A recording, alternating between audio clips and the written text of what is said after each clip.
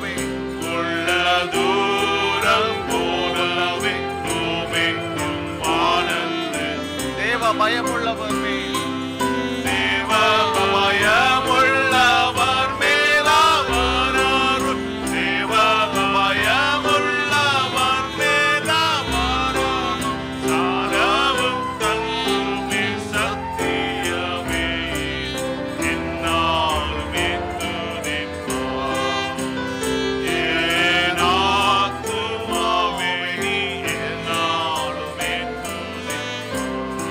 நன்மையாய்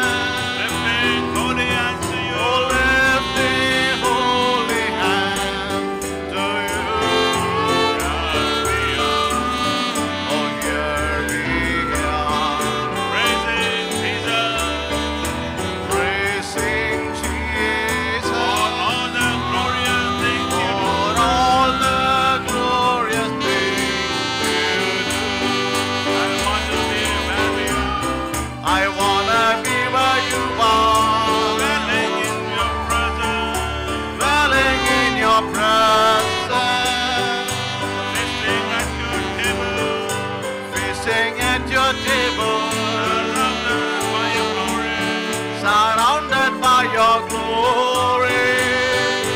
In your presence, In your presence, that's where I always want to that's be. where I always want to be. I just want to be. I just want to be. Oh, I just want to be. I just want to be with you. I just want to be with you. I want to be where you are,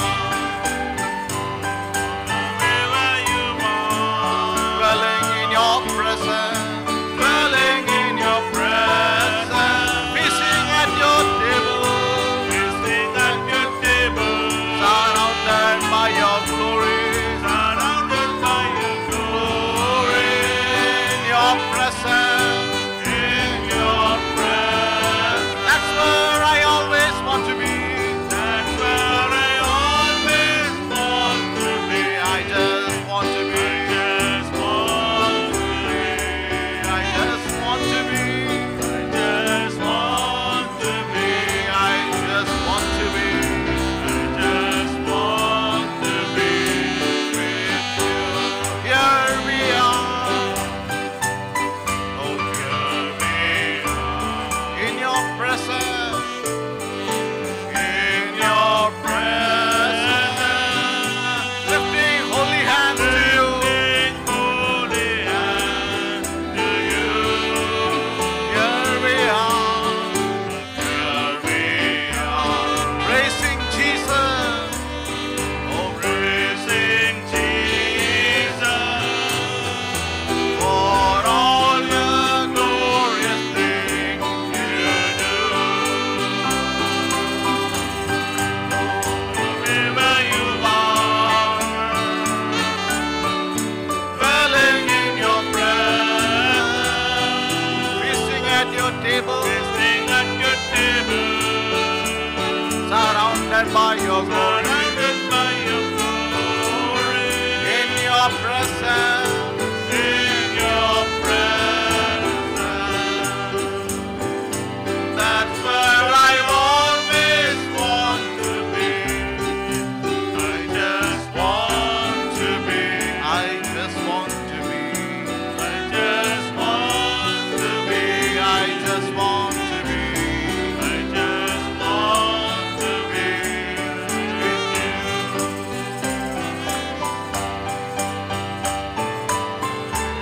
Oh, yes. Oh, we want to be where you are now. Oh, feasting at your table.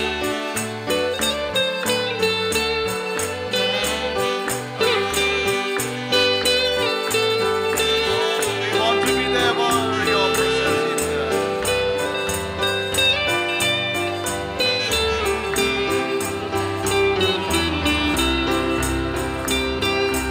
There's no better place, Lord.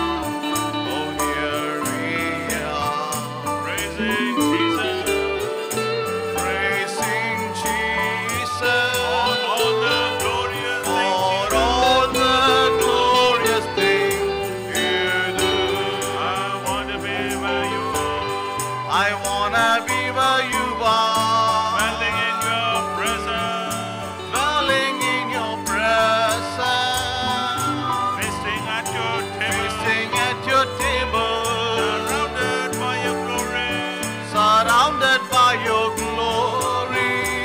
in your presence. Oh, in your presence, that's where I always want to be. I just want to I just want to be. I just want to be. Oh, I just want to be. I just want to be. Oh, I just want to be with you.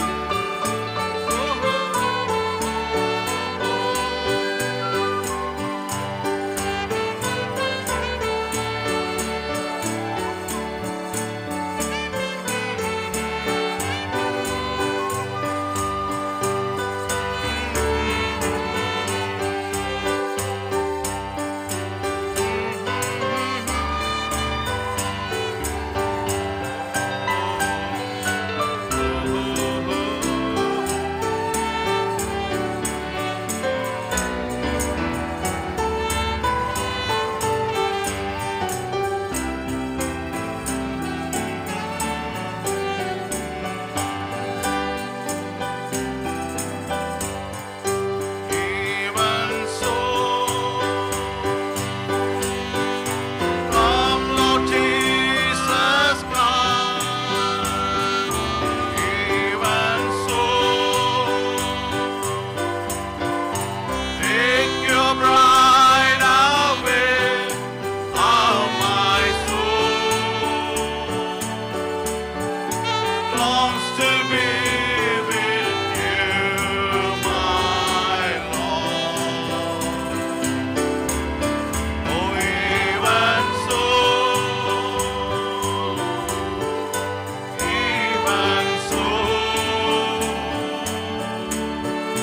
come Lord Jesus Christ. Oh Lord, you are, oh Lord, you are, lover of my soul, lover of my soul. Lord, you are, exalted over all, exalted over, and I bow before your throne to worship. Oh Lord, you are,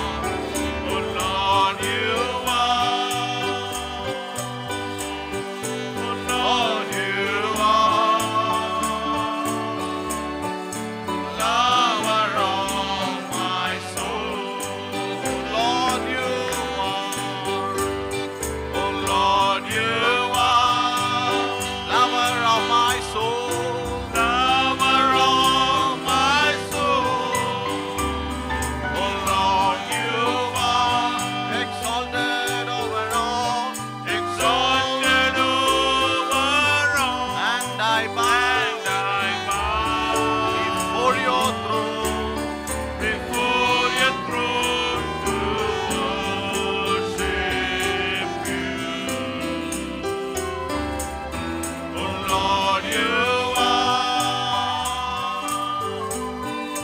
Lord, you are. Lover of my soul.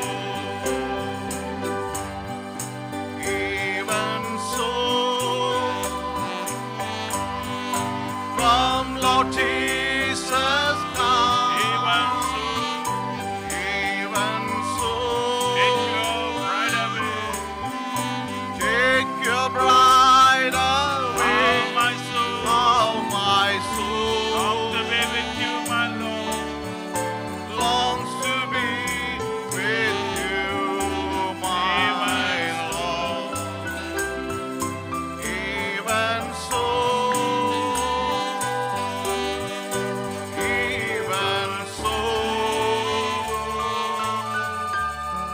come, Lord Jesus, come.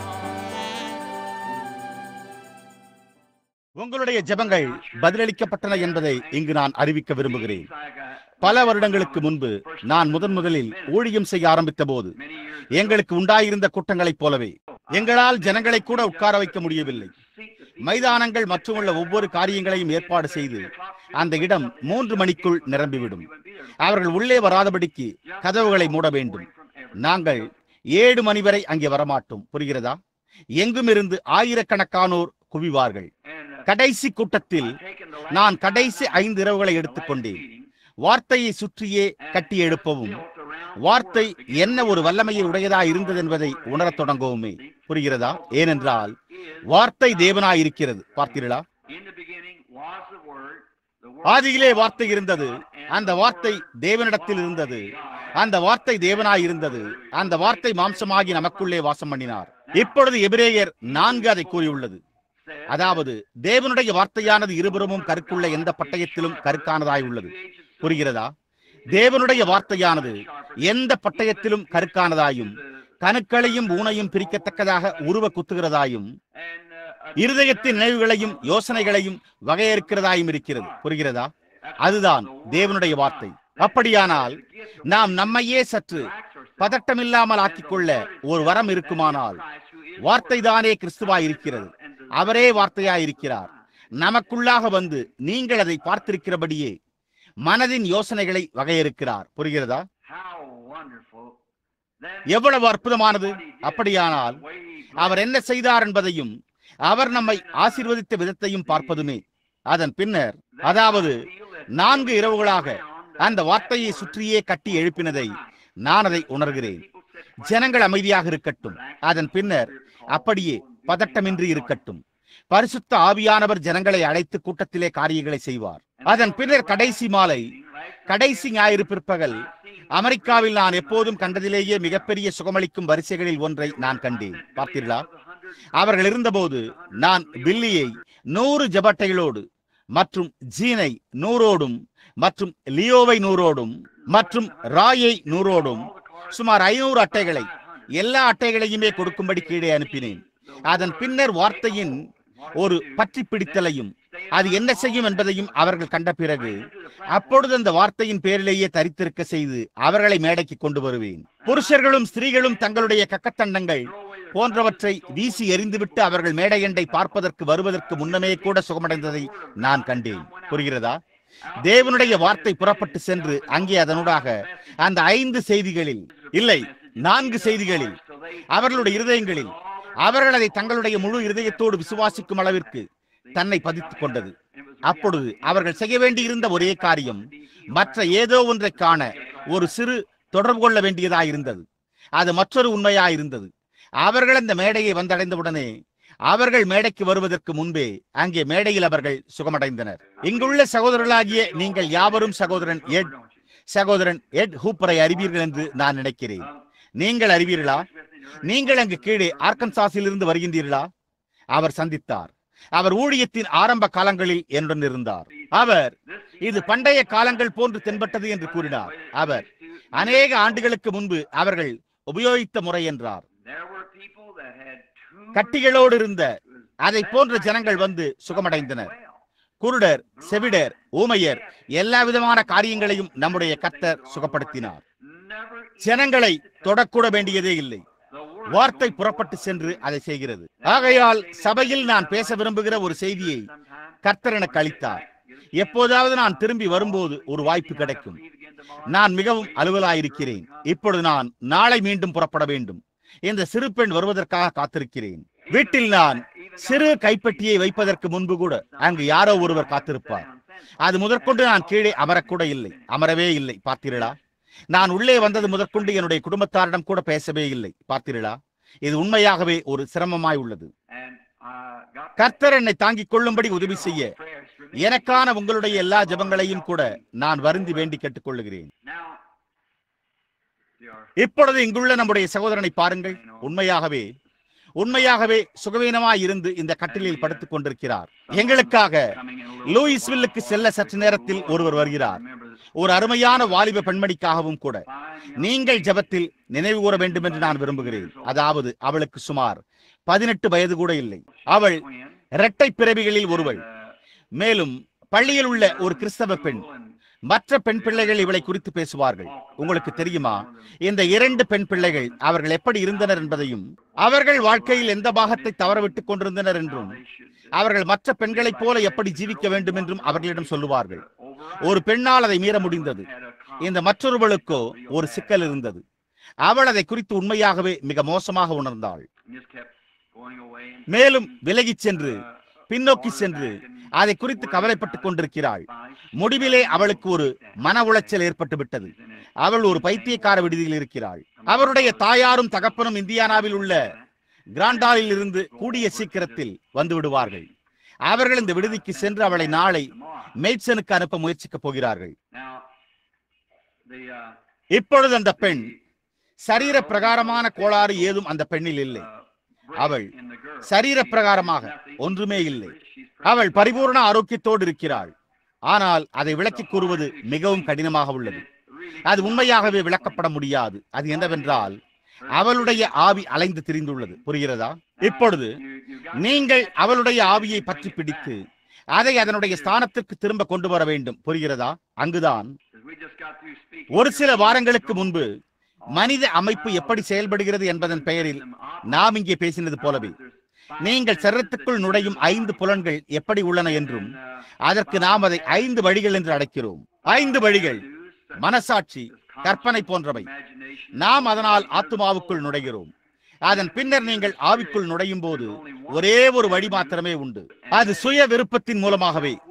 அது மனிதன் சிருஷ்டிக்கப்பட்டதை போன்றே அதை அடிப்படையாக கொண்டது. உங்களால் அதை ஏற்றுக்கொள்ள முடியும் அல்லது உங்களால் அதை விட்டுவிட முடியும். உங்களால் கிறிஸ்துவை இரட்சகராக ஏற்றுக்கொள்ள முடியும் அல்லது அவரை விட்டுவிட முடியும். நீங்கள் இன்னமும் அந்த மரத்தின் அருகே இருக்கிறீர்கள். அதாவது ஒன்று ஜீவனாயும் மற்றொன்று மரணமாயும் உள்ளது.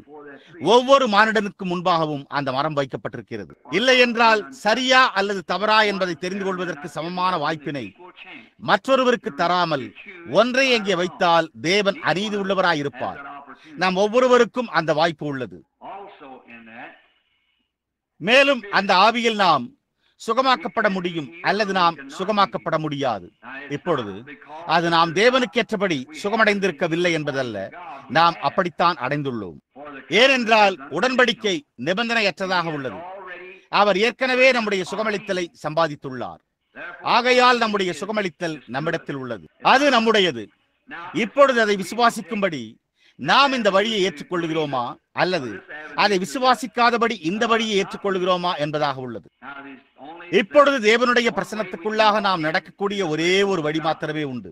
இப்பொழுது அழகான இந்த குழந்தை, அவளுடைய தாய் ஒரு பெண் சிநேகிதி.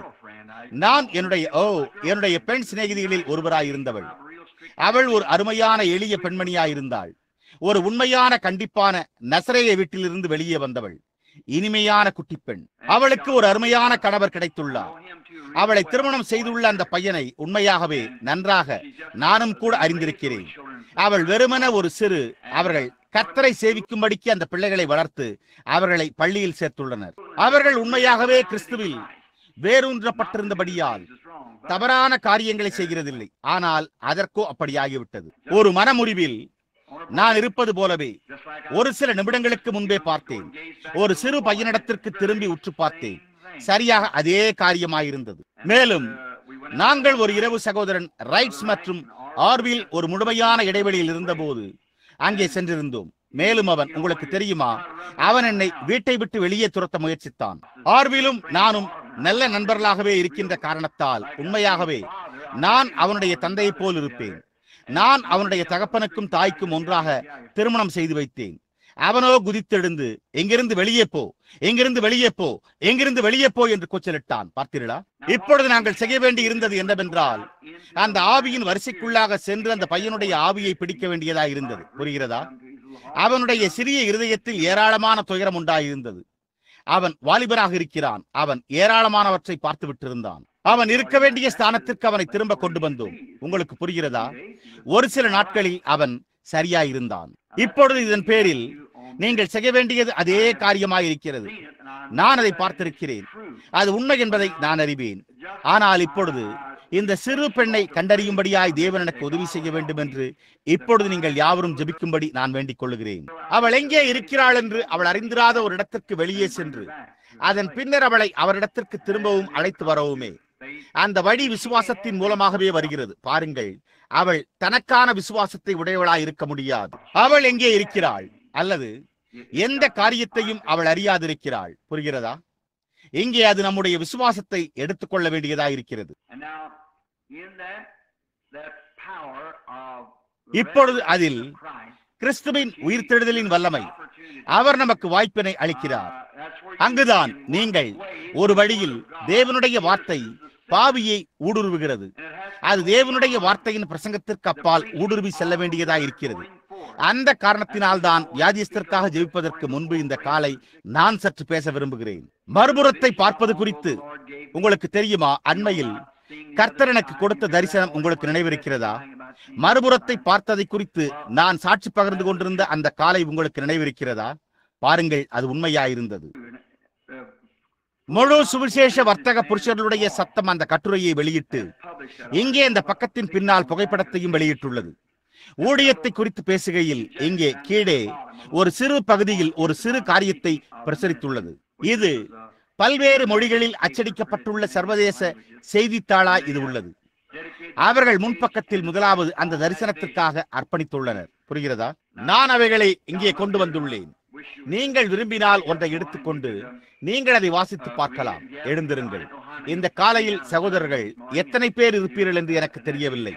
மேலும் நீங்கள் அப்படியானால் நீங்கள் ஒன்றை பெற்றுக்கொள்ள தவறினால் பாருங்கள், அலுவலகத்திற்கு செல்லுங்கள்.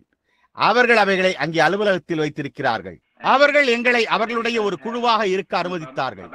இது பற்றி தொடர்ந்து முன்னேறி கொண்டிருங்கள். புரிகிறதா? அவ்வளவுதான் என்னுடைய இருதயத்தில் உள்ளது. என்னால் கேட்க முடிந்ததெல்லாம் தொடர்ந்து முன்னேறி கொண்டிருங்கள் என்பதே ஆகும். நதிக்கப்பால் ஒரு மேலான தேசம் உண்டு. நாம் அந்த தேசத்தை சந்திக்கும் வரை தொடர்ந்து முன்னேறி கொண்டிருப்போமாக. இப்பொழுது அவர்கள் இங்கே ஒரு பிரதிஷ்டைக்காக சகோதரன் ஸ்டிக்கர் மற்றும் சகோதரி ஸ்டிக்கரினுடைய குழந்தையை வைத்துள்ளனர் என்று நான் நினைக்கிறேன். எனவே அதை சகோதரி ஸ்டிக்கருக்கு அது இப்பொழுது எத்தனையாவது என்று எத்தனை பேருக்கு தெரியும்? 6 குட்டி நபர்கள். அது ஒரு அழகான சிறு குடும்பம். எனவே அவர்கள் ஆப்பிரிக்காவில் நம்முடைய மிஷனரிகளாய் இருந்து அண்மையில் திரும்பி வந்துள்ளனர். அவர்களுடைய பிள்ளைகள் யாவரும் அழகிய குட்டி நபர்களாக இருக்கின்றனர். அவர்கள் அதை இந்த காலை ஒரு பிரதிஷ்டை ஆராதனைக்காக கொண்டு வருகையில் என்னால் இந்த ஒன்றையும் கூட காண முடிகிறது. டெடி எங்கே? டெடி மகனே, ஒரு நிமிடம். எங்கே இந்த இசைப்பழையண்டை நீ வருவாயா? மேலும் நாம் நம்முடைய பாடலை, ஒரு சிறிய பாடலை, உங்களுக்கு தெரியும், அந்த சிறிய பாடலை பாடுவோம். அவர்களை உள்ளே கொண்டு வாருங்கள் என்று நாம் பாடுவோம் என்று நான் நினைக்கிறேன். அது சரியா? பாவ களத்தில் இருந்து அவர்களை உள்ளே கொண்டு வாருங்கள். அதுதான் நாம் இதை இசைக்க காரணம். ஏனென்றால் பெற்றோர்களாகிய நாம் நம்மால் முடிந்த எல்லாவற்றோடும் பிரதிஷ்டைக்காக அவர்களை கொண்டு வருகிறோம். நாம் அவர்களை கர்த்தருக்கென்று பிரதிஷ்டை செய்ய அவர்களை உள்ளே கொண்டு வருகிறோம். அவர்கள் இன்னமும் குழந்தைகளாய் இருக்கையில், அதாவது அவர்கள் பாவ களங்களுக்குள் வழி தவற மாட்டார்கள். அவர்களை உள்ளே கொண்டு வாருங்கள். நாம் அப்படியே, டெடி உங்களுக்கு தெரியுமா, நாம் இப்பொழுது அதனுடைய ஒரு சரணத்தை பாடுவோமாக.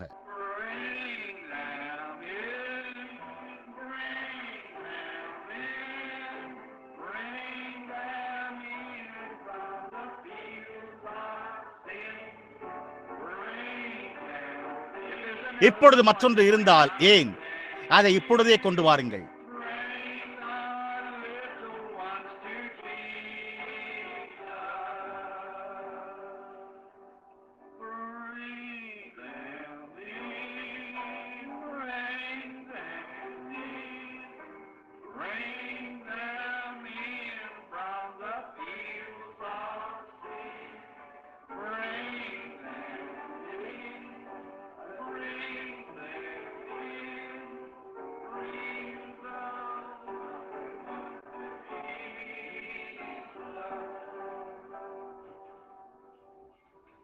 சகோதரன் ஸ்ட்ரிக்கர் மற்றும் சகோதரி ஸ்ட்ரிக்கர், அந்த பாடல் என்ன பொருட்படுத்துகிறது என்பதை நீங்கள் அறிவீர்கள் என்பதை நான் உணர்கிறேன். இழந்தவர்களை இயேசுவண்டை கொண்டு வரும்படி முயற்சிக்க உங்களுடைய இருதயத்தில் இருந்து கொண்டிருக்கும் வாஞ்சையினால் அவர்களை உள்ளே கொண்டு வாருங்கள். உங்களுடைய சிறிய குழந்தை அது பிரதிஷ்டை செய்யப்படுவதற்கு முன்பு மரித்தால் அல்லது இன்னும் என்னவாக இருந்தாலும் எப்படியும் அது ரட்சிக்கப்பட்டிருக்கிறது. ஏனென்றால் இயேசு கிறிஸ்துவின் ரத்தம் கல்வாரியில் அதை செய்துவிட்டது. ஆனால் அவருடைய மகத்தான பூமிக்குரிய யாத்திரையின் நினைவாக அவர் தன்னுடைய கரங்களை சிறுவர்கள் மீது வைத்தபோது அவர்கள் என்னிடத்தில் வருவதற்கு இடம் கொடுங்கள் என்று கூறினார். அதனால்தான் நீங்கள் இந்த காலை குழந்தையை கொண்டு வருகிறீர்கள். எங்களில் நம்பிக்கை வைத்து, அதாவது நாங்கள் ஒரு விசுவாசமுள்ள ஜெபத்தை ஜெபிக்கும்படி சிறுவருக்காக தேவனுக்கென்று அதனுடைய ஜீவியத்தின் பிரதிஷ்டைக்கு கொண்டு வருகிறீர்கள். அதனுடைய பெயர் என்ன? Marlin Madge. Marlin made sticker. அதற்கு எத்தனை வயதாகிறது? 13 மாதங்கள். ஆப்பிரிக்காவில் பிறந்தது, அது சரிதானே? பாருங்கள், நாளை என்று ஒன்று இருக்குமானால் இந்த சிறு குழந்தை அங்கே ஒரு மிஷனரியாக அவள் பிறந்த அந்த களத்திலேயே இருக்கலாம். ஒரு அழகான சிறு குழந்தை. சகோதரன் நெவில், நீர் வருவீரா? மேலும் மார்லின், ஓ என்னே, நான் எப்பொழுதுமே இந்த சிறு குழந்தைகளை விரும்புகிறேன். இது அழகான குட்டி நபராய் இருக்கவில்லையா? நீ எப்படி இருக்கிறாய்? நீ எப்படி இருக்கிறாய்? நாம் நம்முடைய தலைகளை வணங்குவோமாக. நீங்கள் உங்களுடைய கரங்களை அவள் மீது வைக்க வேண்டும் என்று நான் விரும்புகிறேன். எங்களுடைய பரலோக பிதாவே, குட்டி மார்லின் மேட்ஜை நாங்கள் உம்மிடத்திற்கு கொண்டு வருகிறோம். யுத்தம் கடுமையாக நடந்து கொண்டிருந்த போது ஊழிய களத்திலே இந்த அழகான சிறு குழந்தை பிறந்தது. நீர் இந்த குழந்தையை ஆசீர்வதிக்குமாறு நான் ஜெபிக்கிறேன். வேதாகமத்தில் அவர்கள் இப்படிப்பட்ட சிறு பிள்ளைகளை உம்மிடத்தில் கொண்டு வந்தனர். நீர் உம்முடைய கரங்களை மேலே வைத்து அவர்களை ஆசீர்வதித்து, சிறு பிள்ளைகள் இடத்தில் வருவதற்கு இடம் கொடுங்கள், அவர்களை தடை பண்ணாதிருங்கள், பரலோக ராஜ்யம் அப்படிப்பட்டவர்களுடையது என்று கூறினீர். இன்றைக்கு தாயும் தகப்பனும் அதை எங்களுடைய கரங்களில் வைக்கின்றனர். நாங்கள் விசுவாசத்தினால் அப்பால் உள்ள அந்த படிகளில் ஏறி விசுவாசத்தினால் அதை உம்முடைய கரங்களில் வைக்கிறோம். இவளுடைய ஜீவியத்தை ஆசீர்வதியும் கர்த்தாவே. இவளுக்கு ஒரு நீண்ட ஆயுளை தாரும். இவள் ஒரு தேவனுடைய பிள்ளையாய் இருப்பாளாக. இவள் தன்னுடைய ஜீவியம் முழுவதும் அவளுடைய ஒவ்வொரு தசைனாருடனும் ஒரு கிறிஸ்துவின் ஊழியக்காரியாக உமக்கு சேவை செய்வாளாக. பிதாவே, இதை அருளும். அவளுடைய தகப்பனையும் தாயும் அவளுடைய குட்டி சகோதரர்களையும் சகோதரிகளையும் ஆசீர்வதியும். அவர்களும் கூட தேவனுடைய சேவைக்கென்று ஒரு மகிமையான குடும்பமாக இருக்கும்படி வளர்வார்களாக. பிதாவே, ஒரு சேவை ஜீவியத்திற்காக இயேசு கிறிஸ்துவின் நாமத்தில் நாங்கள் குட்டி மார்லின் மேட்ஜை உம்மிடத்தில் அளிக்கிறோம். அவளையும் அவளுடைய தகப்பனையும் அவளுடைய தாயையும் அவளுடைய அன்பார்ந்தவர்களையும் ஆசீர்வதியும். உம்முடைய சேவையில் அவர்கள் நீண்ட காலமாகவும் மகிழ்ச்சியான ஜீவியங்களாகவும் ஜீவிப்பார்களாக. இயேசுவின் நாமத்தில் ஆமேன். சகோதரன் ஸ்டிக்கர், தேவன் உம்மை ஆசீர்வதிப்பாராக. தேவன் உங்களை ஆசீர்வதிப்பாராக. ஒரு அருமையான குட்டி பெண்மணியின் மீது ஆசீர்வாதங்கள் இருப்பதாக. மகனே டெடி, உமக்கு நன்றி. நான் சிறு பிள்ளைகளை நேசிக்கிறேன். நீங்கள் நேசிக்கவில்லையா? கர்த்தர் எனக்கு அளித்த தரிசனத்தை எத்தனை பேர் ஒருபோதும் கேட்காமல் இருக்கிறீர்கள்? அதை ஒருபோதும் கேட்காதவர்கள் உங்களுடைய கரங்களை உயர்த்துவதை நாங்கள் காண்போமாக. சகோதரன் நெவில், ஒருவேளை நீர் அங்கே உங்களுடைய சிறு புத்தகத்தை வைத்திருக்கலாம். நீர் அதை இங்கே அவர்களுக்காக அப்படியே அடுத்த அல்லது 2 நிமிடங்கள் அதை வாசிக்கலாம். நான் அதை விசுவாசிக்கிறேன். நீங்கள் விரும்பினால் சரியாக இங்கே வாசிக்கலாம். அன்றொரு நாள் காலை நான் என்னுடைய படுக்கையின் மேல் படுத்துக் கொண்டிருந்தேன். நான் உறக்கத்திலிருந்து விழித்துக் கொண்டேன். மேலும் நான் என்னுடைய கரங்களை என்னுடைய தலைக்கு பின்னால் வைத்து தலையை தலையணை மேல் வைத்து ஓய்வாக இருந்தேன். அப்பொழுது மறுபுறத்தில் இது எப்படி இருக்கும் என்று நான் யோசிக்க துவங்கினேன். நான் என்னுடைய பாதி வாழ்க்கையை வாழ்ந்து விட்டேன் என்பதையும் நான் தெளிவாக உணர்ந்தேன். நான் என்னுடைய ஜனங்களைப் போன்று வயோதிபனாக ஜீவித்தால், நான் இந்த ஜீவியத்தை விட்டு செல்வதற்கு முன்பு கர்த்தருக்காக நான் இன்னும் அதிகமாக ஊழியம் செய்ய விரும்பினேன். ஒரு சத்தம், நீ இப்போதுதான் தொடங்கி இருக்கிறாய், யுத்தத்தில் முன்னேறு, தொடர்ந்து முன்னேறிக் கொண்டிரு என்று கூறுகிறதை நான் கேட்டேன். நான் அங்கே இந்த வார்த்தைகளை யோசித்துக் கொண்டிருந்த போது நான் ஒரு சத்தத்தை கேட்டேன் என்பதை நான் சற்று யூகித்து பார்த்தேன் என்பதை நான் எண்ணினேன். மீண்டும் அந்த சத்தம், யுத்தத்தில் முன்னேறு, தொடர்ந்து போய்கொண்டே இரு, தொடர்ந்து போய்கொண்டே இரு என்று கூறினது. இன்னமும் நம்பாமல் நான் இந்த வார்த்தைகளை தானாகவே பேசிக்கொண்டேன் என்று எண்ணினேன். நான் என்னுடைய உதடுகளை என்னுடைய பற்களுக்கிடையே வைத்துக் கொண்டும் மற்றும் என்னுடைய வாயின் மேல் என்னுடைய கரத்தை வைத்துக் கொண்டும் கேட்டேன். அந்த சத்தம் மீண்டும், தொடர்ந்து முன்னேறிக்கொண்டே இரு, பாதையின் முடிவிலே என்ன இருக்கிறது என்பதை மாத்திரம் நீ அறிந்திருந்தால் நலமாயிருக்கும் என்று உரைத்தது. ஒரு பண்டைய பழக்கமான பாடலின் வார்த்தைகளையும் இசையையும் நான் கேட்க தோன்றிற்று. நான் வீடு செல்ல வேண்டுமென்ற ஏக்கங்கள் உண்டு. நான் இயேசுவை காண விரும்புகிறேன். நான் அந்த துறைமுக மணிகள் ஒலிப்பதை கேட்க விரும்புகிறேன். அது என் பாதையை பிரகாசமாக்கி என்னுடைய எல்லா பயங்களையும் போக்கிவிடும்.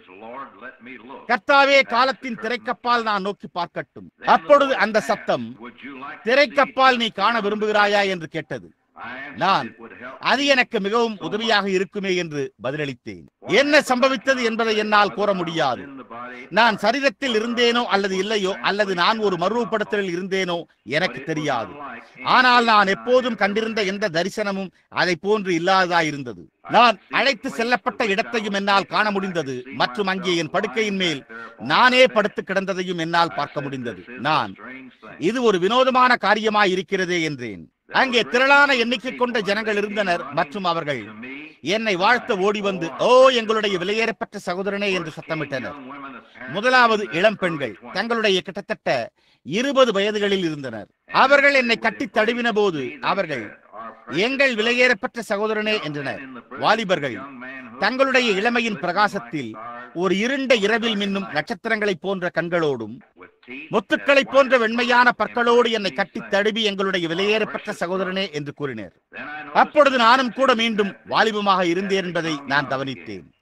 நான் அங்கு என்னையே பார்த்துவிட்டு திரும்பி படுக்கையின் மேல் என்னுடைய தலைக்கு பின்னால் என்னுடைய கைகளை வைத்திருப்பதோடு கிடந்த என்னுடைய பழைய சரீரத்தை நோக்கி பார்த்தேன். நானோ, எனக்கு இது புரியவில்லையே என்றேன். நான் இருந்த இடத்தை புரிந்து கொள்ள முயற்சிக்க துவங்கின போது அங்கே நேற்று என்பதும் இல்லை, நாளை என்பதும் இல்லை என்பதை நான் தெளிவாக உணர்ந்து கொள்ள துவங்கினேன். யாருமே சோர்வடைவதாக தெரியவில்லை. நான் எப்போதும் கண்டிருந்ததிலேயே திரளான மிகவும் அழகான வாலிப ஸ்திரீகள் தங்களுடைய கரங்களை என்னை சுற்றி போட்டுக் கொண்டிருந்தனர். ஒரு மகத்தான அன்பினால் மாத்திரமே நான் மூழ்கடிக்கப்பட்டிருந்ததையும் மற்றும் மானிட நடத்தையில் எந்த ஒரு சரீர பிரகாரமான கவர்ச்சியும் இல்லாதிருந்ததையும் நான் கண்டுபிடித்தேன். இந்த வாலிப ஸ்திரீகள் யாவருக்கும் அவர்களுடைய முடி இடுப்பு வரை இருந்ததையும் அவர்களுடைய பாவாடைகள் அவர்களுடைய கால்களுக்கு கீழ்வரை இருந்ததையும் நான் கவனித்தேன். இதற்கு பிறகு ஹோப், என்னுடைய முதல் மனைவி, என்னை கட்டித் தழுவி, என்னுடைய விலையேறப்பட்ட சகோதரனே என்று கூறினாள்.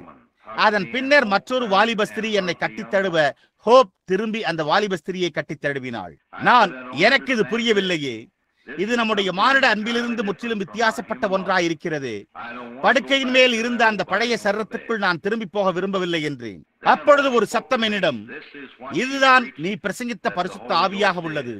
இதுவே பரிபூரண அன்பு. அது இல்லாமல் இங்கே எதுவுமே பிரவேசிக்க முடியாது என்று உரைத்தது. அடுத்தபடியாக நான் ஒரு உயரிய ஸ்தலத்திற்கு கொண்டு செல்லப்பட்டு அமர வைக்கப்பட்டேன். என்னை சுற்றிலும் பெரும் எண்ணிக்கை கொண்ட புருஷரும் ஸ்திரீகளும் மலர்ந்த இளமை பருவத்தில் இருந்தனர். அவர்கள் மகிழ்ச்சியினால், ஓ எங்களுடைய விலையேறப்பட்ட சகோதரனே, நாங்களும் இங்கே காண்பதில் மிகவும் மகிழ்ச்சியாக இருக்கிறோம் என்று சத்தமிட்டுக் கொண்டிருந்தனர். நான் சொப்பனம் கண்டு கொண்டிருக்கவில்லை. ஏனென்றால் என்னால் இந்த ஜனங்களை காண முடிகிறது மற்றும் படுக்கையின் மேல் அங்கே என்னுடைய சரீரம் கிடப்பதையும் என்னால் காண முடிகிறது என்று எண்ணினேன். அப்பொழுது அந்த சத்தம் என்னிடத்தில், தீர்க்கதரிசிகள் தங்களுடைய ஜனங்களோடு சேர்க்கப்பட்டார்கள் என்று வேதத்தில் எழுதப்பட்டுள்ளது என்பதை நீர் அறிவீர் என்று உரைத்தது. நான், ஆம், அது வேத வாக்கியங்களில் உள்ளது என்பது எனக்கு நினைவிருக்கிறது. ஆனால் இத்தனை பிரணாம்கள் இல்லையே என்றேன். அந்த சத்தமோ, இவர்கள் பிரணாம்கள் அல்ல, இவர்கள் உன்னால் மனமாற்றம் அடைந்தவர்கள், இவர்களை நீர் கர்த்தரிடத்திற்கு வழிநடத்தி இருக்கிறீர் என்று பதிலளித்தது. மிகவும் வாலிபமாகவும் அழகாகவும் இருக்கிறதாக நீ நினைக்கிற இந்த ஸ்திரீகளில் சிலரை நீ கர்த்தரிடத்தில் வழிநடத்திய போது அவர்கள் 90 வயதிற்கும் மேம்பட்டவர்களாக இருந்தனர். அவர்கள் என்னுடைய விலையேறப்பட்ட சகோதரனே என்று சத்தமிட்டுக் கொண்டிருந்ததில் வியப்பொன்றுமில்லையே. அப்பொழுது திரளானவர்கள் ஒன்று சேர்ந்து, நீர் சுவிசேஷத்தோடு புறப்பட்டு செல்லாதிருந்திருந்தால் நாங்கள் இங்கு இருக்க மாட்டோமே என்று சத்தமிட்டனர். நான், ஓ இயேசு எங்கே இருக்கிறார், நான் அவரை பார்க்க விரும்புகிறேன் என்று கேட்டேன். அதற்கு ஜனங்களோ, அவர் இன்னும் சற்று உயரத்தில் இருக்கிறார், என்றோ ஒரு நாள் அவர் உம்மிடத்திற்கு வருவார். நீர் ஒரு தலைவனாக அனுப்பப்பட்டிருந்தீர், தேவன் வருகிற போது உம்முடைய போதகத்திற்கு ஏற்றபடி உம்மை நியாயந்தீர்ப்பார் என்று பதிலளித்தனர். நான், பவுலும் பேதுருவும் கூட இந்த நியாயத்தீர்ப்பில் இருக்க வேண்டுமா என்று கேட்டேன். அதற்கு பதிலோ ஆம் என்பதாயிருந்தது. நான் அவர்கள் பிரசங்கித்ததையே நான் பிரசங்கித்துள்ளேன். நான் அதிலிருந்து ஒரு பக்கத்திற்கு அல்லது மறுபக்கத்திற்கு திசை திருப்பவில்லை. அவர்கள் எங்கே இயேசுவின் நாமத்தில் ஞானஸ்தானம் கொடுத்தார்களோ நானும் கூட கொடுத்தேன். அவர்கள் எங்கே பரிசுத்தாவின் அபிஷேகத்தை போதித்தார்களோ அங்கே நானும் கூட போதித்தேன். அவர்கள் என்னவெல்லாம் போதித்தார்களோ நானும் கூட போதித்தேன் என்றேன். ஜனங்களோ நாங்கள் அதை அறிவோம் என்றும், நாங்கள் எப்போதாவது உம்மோடு பூமிக்கு திரும்ப போகிறோம் என்பதை நாங்கள் அறிவோம். நீர் எங்களுக்கு பிரசங்கித்த வார்த்தையின்படியே இயேசு வந்து உம்மை நியாயந்தீர்ப்பார். அப்பொழுது நீர் எங்களை அவருக்கு அளிப்பீர். நாம் யாவரும் ஒன்று சேர்ந்து என்றென்றைக்குமாய் ஜீவிக்கும்படி பூமிக்கு திரும்புவோம் என்று சத்தமிட்டனர். நான் இப்பொழுது பூமிக்கு திரும்பி செல்ல வேண்டுமா என்று கேட்டேன். அவர்களோ ஆம், ஆனால் தொடர்ந்து முன்னேறி கொண்டிரு என்று பதிலளித்தனர். நான் அந்த அழகான மகிழ்ச்சியான இடத்தை விட்டு நகரத் தொடங்கினேன். என் கண்களுக்கு எட்டிய தூரம் வரை பார்க்கையில் ஜனங்கள் என்னை கட்டி தழுவும்படி என்னை நோக்கி ஓடி வந்து கொண்டும் என்னுடைய விலையேறப்பட்ட சகோதரனே என்று கூக்குரலிட்டுக் கொண்டும் இருந்தனர். திடீரென்று நான் மீண்டும் படுக்கையில் இருந்தேன். ஓ தேவனே, எனக்கு உதவி செய்யும். நான் ஒருபோதும் வார்த்தையை விட்டு விலகாதிருப்பேனாக. நான் நேராக வார்த்தையிலே தரித்திருக்கட்டும். வேறு எவரும் என்ன செய்தாலும் எனக்கு கவலை இல்லை. கர்த்தாவே, நான் அந்த அழகான சந்தோஷமான இடத்திற்கு நெருங்கி முன் செல்வேனாக. அந்த இடத்திற்குள் பிரவேசிப்பதற்கு பரிபூர்ண அன்பு தேவைப்படும் என்பதை நான் என் வாழ்க்கையில் முன்பெப்போதையும் விட உறுதி கொண்டிருக்கிறேன். பொறாமையோ, களைப்போ, சுகவீனமோ, முதிர்ந்த வயதோ, மரணமோ அங்கிருக்கவில்லை. உன்னத அழகும் மகிழ்ச்சியும் மாத்திரமே இருந்தது. நீங்கள் எதை செய்தாலும் நீங்கள் பரிபூர்ண அன்பை பெறும் வரை மற்ற எல்லா காரியத்தையும் ஒதுக்கி வைத்து விடுங்கள். நீங்கள் எல்லோரையும், ஒவ்வொரு சத்ருவையும் கூட நேசிக்கக்கூடிய இடத்திற்கு செல்லுங்கள். விமானம் ஆடிக்கொண்டிருந்தாலும், மின்னல் அடித்துக் கொண்டிருந்தாலும், அல்லது சத்ருவின் துப்பாக்கிகள் உங்கள் மேல் வந்தாலும் கவலைப்பட வேண்டியதில்லை. எந்த காரியங்களும் முக்கியமல்ல. பரிபூர்ண அன்பை பெற்றுக் கொள்ளுங்கள். நீங்கள் ரட்சிக்கப்படவில்லை என்றால் இயேசு கிறிஸ்துவை இப்பொழுதே உங்களுடைய இரட்சகராக ஏற்றுக்கொள்ளுங்கள். நீங்கள் தண்ணீரில் ஞானஸ்தானம் பண்ணப்படவில்லை என்றால் இப்பொழுதே ஞானஸ்தானம் பண்ணப்படுங்கள். நீங்கள் பரிசுத்தாவின் அபிஷேகத்தை பெற்றுக் கொள்ளவில்லை என்றால் அதை இப்பொழுதே பெற்றுக் கொள்ளுங்கள். காலத்தின் திரைக்கப்பால் அந்த அழகான மகிழ்ச்சியான ஸ்தலத்திற்கு உங்களை கொண்டு செல்லும் அந்த பரிபூர்ண அன்பின் பேரில் நெருங்கி முன்னேறுங்கள். சகோதரனே, அதற்காக உங்களுக்கு நன்றி. உங்களில் சிலர் அதை ஒருவேளை படிப்பீர்கள் என்று நான் எண்ணினேன். நீங்கள் அந்த சிறு புத்தகத்தை பெற்றிருக்கவில்லை என்றால் ஏன் நீங்கள் அதை இப்பொழுதே பெற்றுக் கொள்ளலாம்.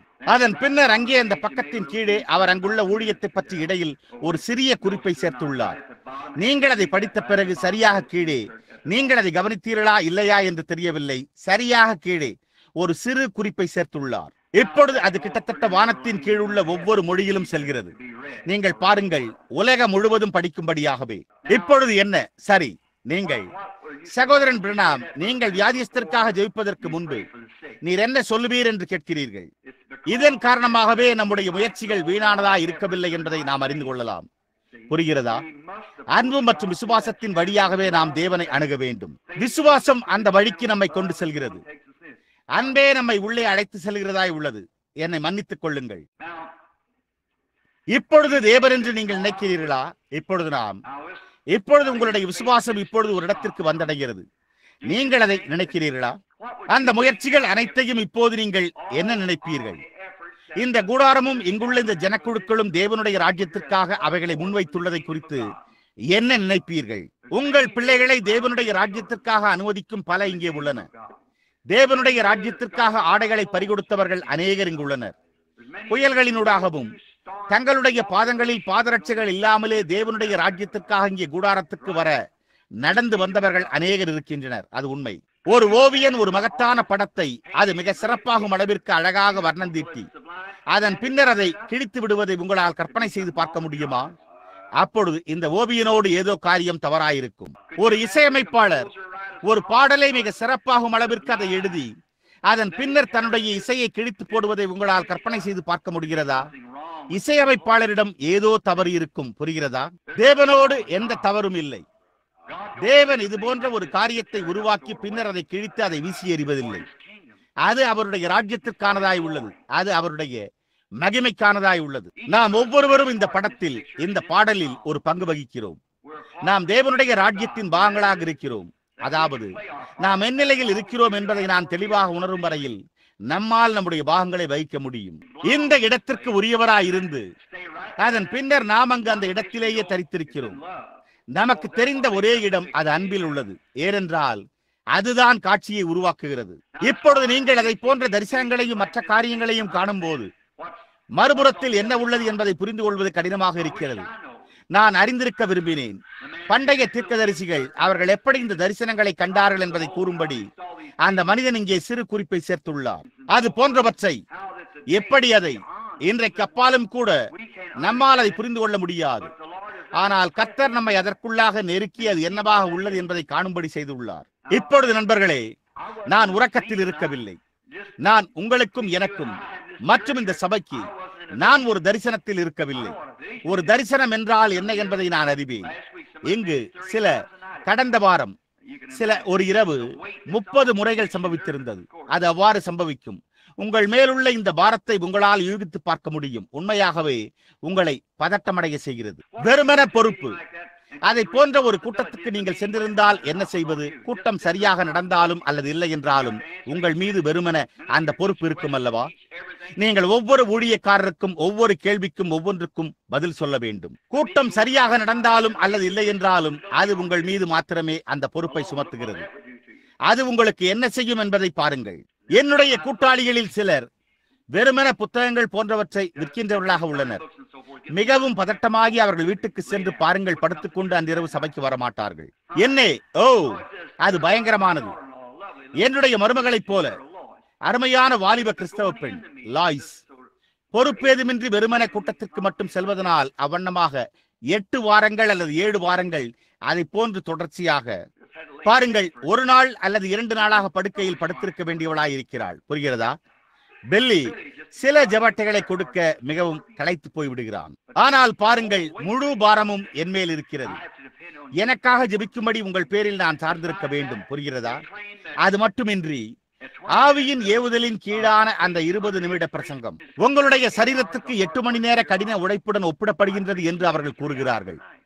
நான் 2 to 3 மணி நேரம் ஒரு இரவு பிரசங்கிக்கிறேன். சில நேரங்களில் ஒரு நாளைக்கு 3 முறைகள். புரிகிறதா? அப்படியானால் ஒரு தரிசனத்தை குறித்து என்ன? ஒரு தரிசனம் நம்முடைய கர்த்தராகிய இயேசுவை பலவீனப்படுத்தினது. அது உண்மை. ஒரு ஸ்திரீ அவருடைய வஸ்திரத்தை தொட்டு அவரை பலவீனப்படுத்தினதாக வேதம் உரைத்துள்ளது. பாருங்கள், ஒரு தரிசனம் அவரையே தேவகுமாரனையே பலவீனப்படுத்துமானால் கிருபையினால் ரட்சிக்கப்பட்ட ஒரு பாவியாகிய என்னை குறித்து என்ன? ஒரு இரவில் அவைகளில் 30 என்ன செய்யும்? புரிகிறதா? நாம் சற்று யோசித்து பார்த்தால் அது எந்த மானிடனுக்கும் அப்பாற்பட்டதாக உள்ளது. ஒரு மானிட சரீரம் அதை தாங்கிக் கொள்ள முடியாது. நான் என்னுடைய தலையை சுவர்களுக்கு எதிராக மோதிக்கொண்டு எங்காவது பைத்தியக்கார விடுதியில் இருப்பேன். புரிகிறதா? அது உங்களால் முடியாத அப்படிப்பட்ட ஒரு பலவீனமாக இருக்கிறது. அது உட்புறத்தில் பலவீனமாக இருந்து பாருங்கள், அது உங்களை கொல்லுகிறது. இப்பொழுது நீங்கள் என்ன செய்வீர்கள்? நான் இதை கூறுவேனாக. நான் அங்கு சகோதரன் மற்றும் சகோதரி காக்ஸையும், இங்கே ராட்னி மற்றும் அவருடைய மனைவியையும் சகோதரியையும், அங்கே பின்னால் உள்ள புதியதாக மனமாற்றம் அடைந்தவர்களையும் காண்கிறேன். எங்கோ அப்பால் ஒரு தேசம் உண்டு. அதாவது நீங்கள் உங்களுடைய மனதில் சற்று சிந்தித்து பார்க்க முடியுமானால் அதனுடைய ஒரு காட்சியை புரிந்து கொள்ள முடியும். அது மிகவும் மகிமையான காரியம். நாம் எடுக்கும் ஒவ்வொரு முயற்சியும் அதற்கு பாத்திரமானதாக உள்ளது. புரிகிறதா? இப்பொழுது வியாதியஸ்தற்காக ஜெபிப்பதற்கு முன்னர் நான் இதை கூறுவேனாக. ஒரு சிறிய குழந்தை அது பிறப்பதற்கு முன்னால் நாம் அதை எடுத்துக் கொள்வோமாக. இந்த 9 மாதங்களாக தாயின் கருப்பையில் வாழும் ஒரு சிறு குழந்தை, அந்த சிறு குழந்தையால் என்ன சிந்திக்க முடியும்? அது என்னவென்று உங்களுக்கு தெரியுமா? நான் பிறப்பதற்கு ஆயத்தமாய் கொண்டிருக்கிறேன் என்று அவர்கள் என்னிடத்தில் சொல்லுகிறார்கள். பாருங்கள், நான் அங்கு வெளியே என்ன செய்வேன்? நான் இங்கு வாழ்கிற இந்த இடத்தை தவிர எனக்கு ஒன்றுமே தெரியாது. நான் உள்ளிருந்தே என்னுடைய பலனை பெற்றுக் கொள்ளுகிறேன். நான் எப்படி அங்கு வெளியே ஜீவிப்பேன்? அங்கே பிரகாசிக்கின்ற ஒரு சூரியன் உண்டு என்று அவர்கள் எனக்கு சொல்லுகிறார்கள். அங்கே ஜனங்கள் சுற்றி நடப்பதாக அவர்கள் என்னிடம் சொல்லுகிறார்கள். நான் இங்குள்ள இந்த இடத்தை தவிர வேறொன்றுமே எனக்கு தெரியாது. எனக்கு தெரிந்ததெல்லாம் இதுதான். இங்குள்ள என்னுடைய தாயின் கருப்பையே, இங்குதான் நான் கொண்டு வரப்பட்டேன். நான் இங்கு அறிந்துள்ளதெல்லாம் இந்த கருப்பையில் இருப்பதையே. அங்கு பன்மடங்கு இடம் உண்டு என்று அவர்கள் எனக்கு சொல்லுகிறார்களே என்று கூறும். பாருங்கள், அந்த சிறிய குழந்தை பிறப்பதற்கு மரண பயம் ஏற்படும். அது உண்மைதானே? அதற்கு மரண பயம் ஏற்படும். ஏனென்றால் அது ஒன்றையுமே அறியாதிருக்கின்ற ஒரு இடத்திற்கு வந்து கொண்டிருக்கிறது. அது உயர்வானதாக இருக்கிறது. அது வாழ்ந்து கொண்டிருக்கிற இடத்தை காட்டிலும் லட்சக்கணக்கான மடங்கு உயர்ந்ததாக இருக்கிறது. அது இதை குறித்ததெல்லாம் என்ன என்பதை அறிந்து கொள்ளாது. அது எப்படி நான் என்ன செய்ய போகிறேன் என்று கூறும். அதற்கு பிறப்பதற்கு மரண பயம் ஏற்படும். ஆனால் இங்கு ஜீவிக்கிற நாம் பாருங்கள், ஒரு முறை நாம் அங்கு இருந்தோம். எந்த வகையிலும் நாம் அங்கு திரும்பி செல்ல மாட்டோம். நாம் மீண்டும் தாயின் கருப்பைக்குள் திரும்பி செல்ல விரும்ப மாட்டோம். புரிகிறதா? இல்லை, நாம் அதை செய்ய விரும்ப மாட்டோம். நண்பனே, நாம் மரித்துக் கொண்டிருக்கும் போதும் அதே விதமாகத்தான் இது உள்ளது. ஓ தேவனே, பார்த்தீர்களா? நீங்கள் ஒரு இடத்திற்குள்ளாக பிறந்திருக்கின்றீர்கள். நீங்கள் அங்கு ஒருபோதும் இருந்ததில்லை. அது எவ்வளவு மகத்தானதாக உள்ளது என்று உங்களால் அதை புரிந்து கொள்ள முடியவில்லை. அது எப்படி அங்கு இருக்க போகிறது? என்னை உணர வைக்கிற ஒரே காரியம், அல்லது உங்களை உணர வைக்கிறது, அந்த ஜீவனின் சிறு தொடுதலாய் உள்ளது. தாயினுடைய கருப்பைக்குள் இருக்கிற குழந்தைக்குள் வருகிற ஆவியைப் போலவே. புரிகிறதா? அப்பால் உள்ள அந்த மகத்தான தேசம் என்ன என்பதை நாம் புரிந்து கொள்ளக்கூடிய ஒரே வழி அதுவே ஆகும். சுகவீனமோ, துக்கமோ, மரணமோ, முதிர்ந்த வயதோ, வேறொன்றும் இல்லாதிருக்கும் போது, ஓ என்னே, ஏன் ஒரு முறை நாம் அங்கு சென்றடையும் போது இதை போன்ற ஒரு இடத்திற்கு நீங்கள் ஒருபோதும் திரும்பி வர விரும்பவே மாட்டீர்கள். ஒரு குழந்தை தன்னுடைய தாயினுடைய கருவறைக்கு திரும்பி செல்ல விரும்பாதது போலவே. புரிகிறதா? பாருங்கள், அங்கே வெளியே மறுபுறம் அவ்வளவு மகத்தானதாக உள்ளது. நாம் அதை புரிந்து கொள்ள முடியாது, நிச்சயமாக முடியாது, நம்மால் முடியாது. ஏன்?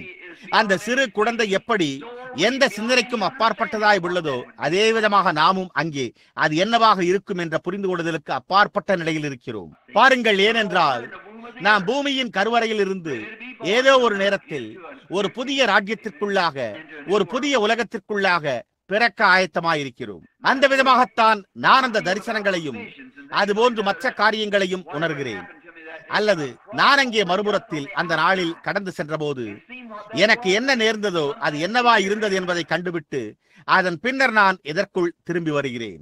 நீங்கள் ஒரு குழந்தையா இருந்து கொண்டு அது என்ன என்பதை குறித்ததான ஒரு அறிவை கொண்டிருந்து சுற்றி நடப்பது எவ்வளவு மகிமையானதா இருந்தது என்பதை குறித்தும், மரங்கள் பூப்பதையும், பறவைகள் பாடுவதையும், சூரியன் பிரகாசிப்பதையும் மற்றும் இந்த விதமான ஒரு ஜீவனையும் அறிந்து அதன் பின்னர் ஒரு கருவறைக்குள் அடைக்கப்பட்டிருக்க வேண்டும் என்று உங்களால் கற்பனை செய்து பார்க்க முடியுமா? ஏன்? நீங்கள் திரும்பி செல்ல ஒரு காலம் விரும்பவே மாட்டீர்கள். பாருங்கள், அப்படியானால் நாம் நம்முடைய சிந்தனை இப்புறத்தில் மரித்திருக்க அல்லது அங்கே அப்பால் என்ன உள்ளது என்பதை குறித்து சிந்திக்கவே முடியாது. எப்பொழுது வேதமோ கண் காணவும் இல்லை, காது கேட்கவும் இல்லை, அல்லது தேவன் தம்மில் அன்பு கூறுகிறவர்களுக்கு ஆயத்தமாக்கினவைகள் மனுஷனுடைய இதயத்திற்குள் பிரவேசிக்கவும் இல்லை என்று கூறுகிறது. புரிகிறதா? எனவே அது மறுபுறத்தில் மகிமையானதாய் உள்ளது என்பதை நாம் அறிவோம். என்றோ ஒரு நாள் மரணம், நாம் அதை மரணம் என்று அழைக்கிறோம், அது நமக்கு புதிய பிறப்பை கொடுக்கும். அப்பொழுது நாம் மறுபுறத்தில் உள்ள அந்த மற்றொரு உலகத்திற்குள் வருவோம். சகோதரன் ஜார்ஜ், நீங்கள் வயதானவராயும் முடமானவராயும் அங்கே இருக்க மாட்டீர்கள். சகோதரன் மற்றும் சகோதரி ஸ்பென்சர், நம்மில் சிலரை போன்ற வயோதிகர்களான சிலரை போன்றவர்கள் நாம் அங்கே என்றென்றும் வாலிபமாக இருப்போம். இந்த மாம்ச வஸ்திரத்தை நான் கீழே போட்டுவிட்டு எழும்பி நித்திய பரிசை ஆவலோடு பெற்றுக் கொள்வேன். ஆகாயத்தினூடாக கடந்து செல்கையில் பிரியாவிடை பிரியாவிடை இனிமையான ஜபவேளை என்று சத்தமிடுவேன். அப்பொழுது யாவும் முடிவுற்றிருக்கும். இனி நீண்ட நேர இரவு ஜபங்களே ஒருபோதும் இருக்காது. அந்த வாலிபமான மகிழ்ச்சியான வயதிற்குள் அங்கு இருக்கும்படியாக பிரவேசித்து வெறுமன ஒரு வருடத்திற்கோ அல்லது 50 வருடங்களுக்கோ அல்லது 10 லட்சம் வருடங்களுக்கோ அல்ல, ஆனால் அங்கு கோடாக்கோடி வருடங்களாக இருந்து கொண்டே இருப்போம்.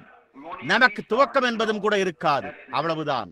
எனவே நாம் ஏன் இந்த காலை மகிழ்ச்சியா இருக்கக்கூடாது? நாம் ஏன் களி கூறக்கூடாது? தேவன் நமக்கு கொடுத்திருக்கிற ஒவ்வொரு மகத்தான காரியத்தையும் நாம் ஏன் பயன்படுத்திக் கொள்ளக்கூடாது? இங்கே தெய்வீக சுகமளித்தல் உள்ளது. இயேசு ஏன் வாரினால் அடிக்கப்பட்டார்?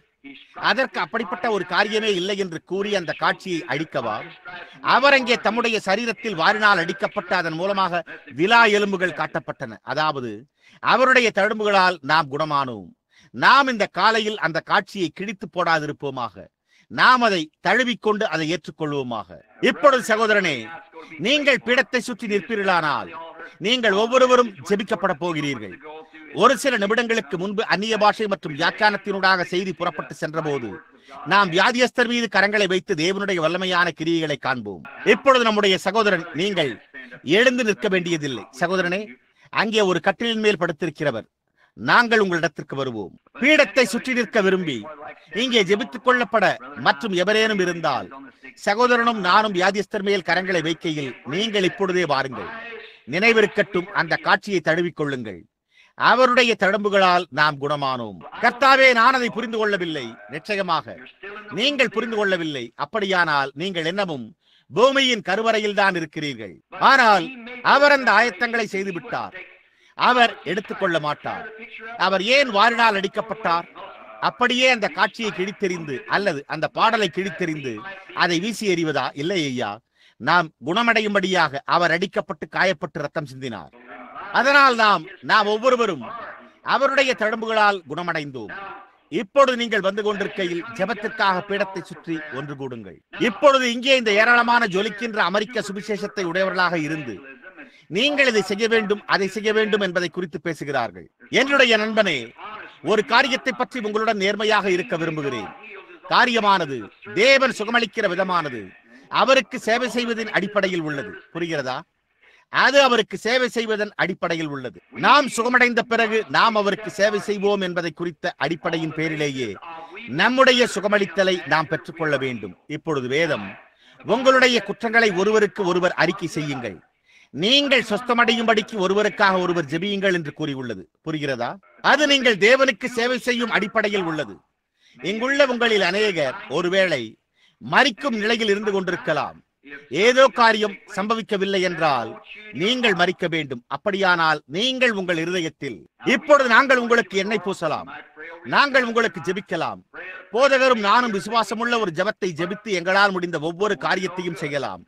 ஆனால் நீங்கள் தானே கிறிஸ்துவோடு ஐக்கியத்துக்குள்ளாக பிரவேசிக்கும் வரை அது உங்களுக்கு எந்த நன்மையும் செய்யாது. புரிகிறதா? நீங்கள் அந்த ஐக்கியத்திற்குள்ளாக வர வேண்டும். அதாவது, நான் கர்த்தாவே, ஒரு வாலிப பெண்மணி சற்று முன்பு அங்கே இப்பொழுது நடந்து வருவதை நான் காண்கிறேன். அவள் இங்கு அண்மையில் வீட்டிற்கு ஒரு கட்டி போன்ற ஏதோ ஒரு காரியத்தோடு அல்லது நிணநீர் சுரப்பி புற்றுநோயோடு வந்தாள். அவள் விசுவாசத்தினால் ஒரு மெத்தோடிஸ்டாக இருக்கிறாள். அது உண்மை என்று நான் நினைக்கிறேன். இல்லையா சகோதரியே? மேலும் அவளுக்கு பக்கவாட்டில் ஒரு பெரிய கட்டி இருந்தது. இப்பொழுது அவள் சுகமடைந்து நிற்கிறாள். நான் என்னுடைய வாழ்நாள் முழுவதும் நான் எப்போதும் கண்டதிலேயே மிக மோசமான புற்றுநோய் நோயாளிகளில் ஒருவராய் இருந்த சகோதரி வீவர் இங்கே நிற்கிறதை நான் காண்கிறேன்.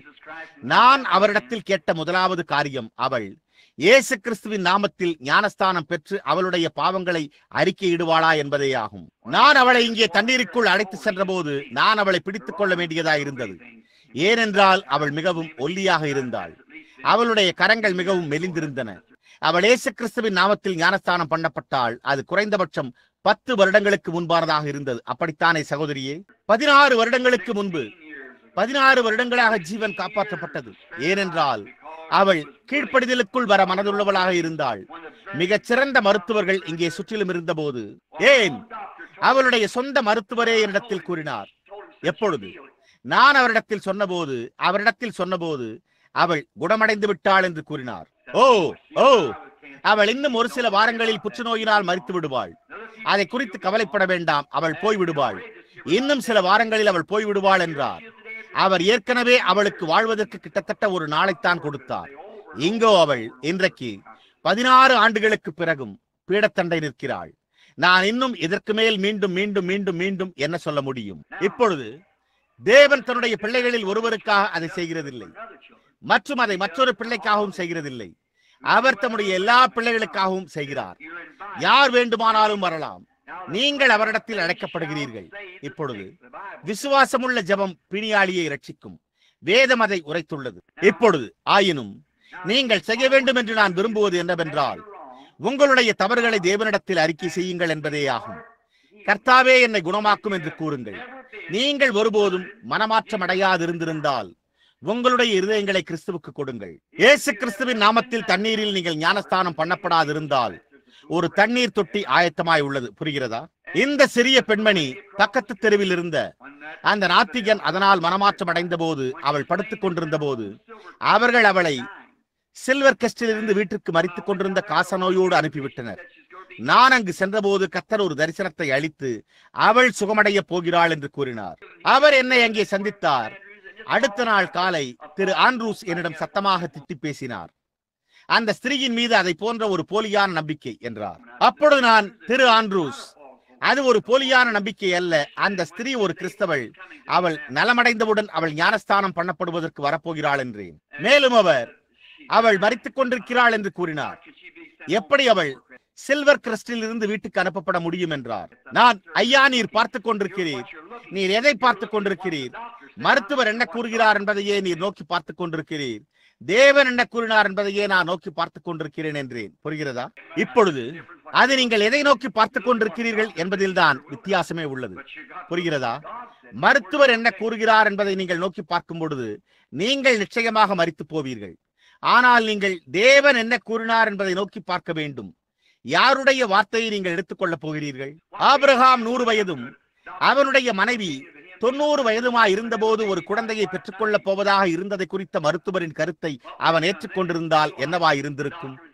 அப்பொழுது அவன் என்ன செய்திருப்பான்? புரிகிறதா? மருத்துவர் அந்த மனிதர் பைத்தியக்காரன் என்று கூறியிருப்பார். ஆனால் தேவன் அவனுக்கு அதை நீதியாக எண்ணினார், ஏனெனில் அவன் தேவனை விசுவாசித்தான். புரிகிறதா? இப்பொழுது நீங்கள், அந்த பெண்மணி உயிர் பிழைத்தாள். அவள் இயேசு கிறிஸ்துவின் நாமத்தில் ஞானஸ்தானம் பண்ணப்படுவதை புறக்கணித்தாள். ஏனென்றால் அவள் ஒரு விதமான மெத்தோடிஸ்ட் அல்லது பிரெஸ்பிட்டேரியன் என்று நான் நினைக்கிறேன். அவள் மேலும் மேலும் சுகவீனமாக தொடங்கினாள். அவள் வந்து கிரேஸ் வெப்பரை கூட்டிக் கொண்டு அங்கு வசித்திருந்த இல்லை இன்னமும் அங்கே வசிக்கிற அவளுடைய மகளோடு வந்தாள். வஸ்திரத்தோடு இங்கு வந்து இயேசு கிறிஸ்துவின் நாமத்தில் ஞானஸ்தானம் பண்ணப்பட்டாள். காய்ச்சலுடன் அவளுடைய தோள்பட்டையின் மேலிருந்த வியாதிகளோடு கூடிய கட்டி பரவ 104 பாகை காய்ச்சலுடன் அதை செய்தாள். இங்கே இயேசு கிறிஸ்துவின் நாமத்தில் சரியாக ஞானஸ்தானம் பண்ணப்பட்டாள். அவள் இங்கு அப்பால் உள்ள தெருவில் வசிக்கிறாள். ஒருவேளை இப்பொழுது இங்கே உட்கார்ந்திருக்கலாம். ஒரு சில நிமிடங்களுக்கு முன்பு என்னால் அவளை பார்க்க முடிகிறதா என்று காணும்படி சுற்றிலும் நோக்கி பார்த்தேன். புரிகிறதா? கீழ்ப்படிதல். நீங்கள் பாருங்கள், இது வெறும் என்னை சுற்றி செல்வது மட்டுமல்ல. நான் நம்முடைய சில சகோதரர்களோடு வித்தியாசப்படுகிறேன். இதன் மேல் அதன் மேல் மற்றதன் மேல் அதை போன்று கரங்களை வைத்து ஒரு விதமான மேன்மையான விசுவாசம் அதை செய்யும் என்று கூறுகிறார்கள். அதுவல்ல இது.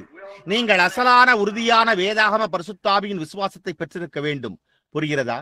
அவ்வாறு இல்லை என்றால் அது செய்கிறதில்லை, அது நீடிக்காது, அது நீடித்துக் கொண்டிருப்பதில்லை. அந்த காரணத்தினால் தான் இதுவரை எனக்கு உதவி செய்துள்ள கர்த்தருக்கு என்னால் நன்றி கூற முடியும். சம்பவித்துள்ள சுகமளித்தல்கள் அசலானதா இருந்து வந்துள்ளன. ஏனென்றால் அவைகள் கர்த்தர் உரைக்கிறதாவது என்பதன் பேரில் அசலாய் கட்டப்பட்டுள்ளன. புரிகிறதா? ஆகையால் அவைகள் நிலைத்து நிற்கும். இப்பொழுது இது சிறு ஞாயிறு பள்ளியாக இருப்பதால் நாம் இப்பொழுது அமைதியாக நடத்தும்படியாக அவர்கள் தங்களுடைய இடங்களை சரியாக அமைக்கும் வரையில் நான் ஒரு நிமிடம் காத்துக்கொண்டு உங்களிடத்தில் பேசிக் கொண்டிருந்தேன். நமக்கு இன்னும் 2 நிமிடங்களே உள்ளன. நாம் ஜெபிக்க தொடங்கி ஜெபிப்போம். இப்பொழுது நீங்கள் ஒவ்வொருவரும் உங்களுடைய தவறுகளை தேவனிடத்தில் அறிக்கை செய்து உங்களால் முடிந்த ஒவ்வொரு காரியத்தையும் செய்து நீங்கள் அவரை சேவிப்பீர்கள் என்று தேவனுக்கு வாக்களிக்க வேண்டும் என்று நான் விரும்புகிறேன். மேய்ப்பரும் நானும் ஜெபிக்கும்படி உங்கள் மீது வந்து கரங்களை வைக்கப் போகிறோம். நீங்கள் அதை விசுவாசிப்பீர்களானால் நீங்கள் நிச்சயமாக சுகமடைவீர்கள். எப்படி கக்கத்தண்டுகளோடும் செவிடாயும் ஊமையாயும் குருடாயும் இருந்த அந்த ஜனங்களால் கடந்த ஞாயிற்றுக்கிழமை பிற்பகல் மேடையின் மேல் நடந்து வந்து தங்களுடைய கக்கத்தண்டங்களை வீசி எறிந்து மேடையின் மீது நடந்து வர கண்கள் திறக்கப்பட்டன, அதை போன்று உங்களுக்கு தெரியுமா? அவர்களில் லட்சக்கணக்கானோர் அவர்கள் என்னை அந்த இடத்திலிருந்து கிட்டத்தட்ட தூக்கி செல்லும் அளவிற்கு நான் மிகவும் பலவீனம் அடைந்தேன். அப்படியே நின்று கொண்டிருக்க அவர்கள் கடந்து சென்றனர். பார்த்தீர்களா? இங்கிருந்து கிட்டத்தட்ட ஜெஃபர்சன்வில் உயர்நிலை பள்ளியை அடையும் வரை ஒரு வரிசை இருந்திருக்கும். அந்த வரிசையினூடாகவே வந்தனர். வரிசையினூடாக கடந்து சென்ற அவர்கள் எல்லோருமே எனக்கு தெரிந்தவரை குணமாக்கப்பட்டனர். புரிகிறதா? ஏனென்றால் அவர்கள் உண்மையான அசலான கிறிஸ்தவ விசுவாசத்தின் அடிப்படையின் பேரில் வந்து விசுவாசித்தனர். அது சம்பவிக்க வேண்டியதாய் இருக்கிறது. இப்பொழுது உங்களுடைய தலைகளை தாழ்த்துங்கள். ஒவ்வொருவரும் அவர்களுக்காக ஜெபிக்க எனக்கு உதவி செய்யுங்கள். கர்த்தராகிய இயேசுவே, இந்த காலையில் நாங்கள் உம்மிடத்திற்கு இங்கு நின்று கொண்டு காத்துக்கொண்டும் சுகவீனமாய் இருந்து கொண்டும் பாதிக்கப்பட்டும் துன்புறுத்தப்பட்ட பிள்ளைகளோடும் உள்ள இந்த கூட்டத்தாரை கொண்டு வருகிறோம். அவர்கள் எந்த நம்பிக்கைக்கும் அப்பால் அவர்களில் அநேகர் கர்த்தாவே மருத்துவருடைய சுகமளித்தலுக்கு அப்பால், குறிப்பாக இந்த மனிதன் இங்கே இந்த கட்டிலில் படுத்திருக்கிறான். இதற்கு உம்முடைய கிருபை வேண்டும். இல்லை என்றால் அவன் இன்னும் ஒரு சில நாட்களில் இந்த உலகத்தை விட்டு போய்விடுவான். மேலும் எந்த சந்தேகமும் இன்றி இங்கே பீடத்தண்டையிலே சிலர் நின்று கொண்டு மாரடைப்புகளோடு அவர்கள் காத்துக்கொண்டும் வியாதிகளோடும் அவர்களை சின்னாபின்னமாக்கும் தொல்லைகளோடும் நின்று கொண்டிருக்கலாம். பிதாவே, அவர்களை ரட்சிக்கக்கூடிய, அதாவது இங்குள்ள இந்த சரீரத்தின் ஐம்புலன்களுக்கு அப்பால் செல்லுகிற ஒரு காரியம் மாத்திரமே உண்டு. சந்தேகத்துக்கிடமின்றி வியாதிகள், புற்றுநோய், காசநோய், இருதய கோளாறு போன்றவற்றிலிருந்து அவர்களுடைய ஜீவனை காப்பாற்றுவதற்கு அங்கே மருத்துவர்கள் உண்மையாகவே முயற்சித்துள்ளனர். எல்லா இணைப்புகளோடும் குழாய்களோடும் மற்ற பொருட்களோடும் மற்றும் கிருமிகளை எதிர்க்கும் மருந்தோடும் அவர்களுடைய ஜீவனை எடுப்பதற்கு சத்ருவினுடைய கூட்டங்கள் உள்ளே வருகின்றன. மேலும் கர்த்தாவே, நான் விசுவாசிக்கிறேன், உம்முடைய கருத்தை அவர்களுக்கு வெளிப்படுத்தி இருக்கிறேன். இந்த காலை அந்த மனிதன் அந்நிய பாஷையில் பேசுவதையும் அதற்கு வியாக்கியானம் அளிப்பதையும் இன்றைக்கு என்ன சம்பவிக்கும் என்று கூறுவதையும் நான் கேட்டிருக்கிறேன். நிச்சயமாகவே கர்த்தாவே, அவர்களில் சிலர் இதை ஏற்றுக்கொள்ளப் போகிறார்கள். அது உண்மை. நான் அதை விசுவாசிக்கிறேன். இப்பொழுது வேதாகமத்தில் எழுதப்பட்டுள்ளபடி, அதாவது தாவீது ஆடு மேய்க்கும் சிறுவன் வனாந்திரத்தின் பின்புறத்தில் தன் தகப்பனுடைய ஆடுகளை கண்காணித்துக் கொண்டிருந்தான். ஒரு நாள் ஒரு சிங்கம் உள்ளே வந்து அவனுடைய தகப்பனாரின் ஆடுகளில் ஒன்றை பிடித்துக் கொண்டு அதனோடு ஓடிவிட்டது. அந்த ஆடு மேய்க்கும் சிறுவன் விசுவாசத்தோடு இந்த சிங்கத்திற்கு எதிராக வருவதற்கு அவன் என்ன செய்ய வேண்டியதாய் இருந்தது? ஒரு நவீன கை துப்பாக்கியோ அல்லது துப்பாக்கியோ இல்லை. ஆனால் அவன் ஒரு சிறு கவனையே உடையவனாய் இருந்தான். அவன் அந்த சிங்கத்தை பின்தொடர்ந்து சென்றான்.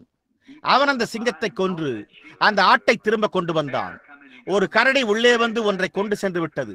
அந்த கரடி அவனை தரையோடு நசுக்கி போடக்கூடியதாய் இருந்தாலும் அவன் அதை பின்தொடர்ந்திருந்தான்.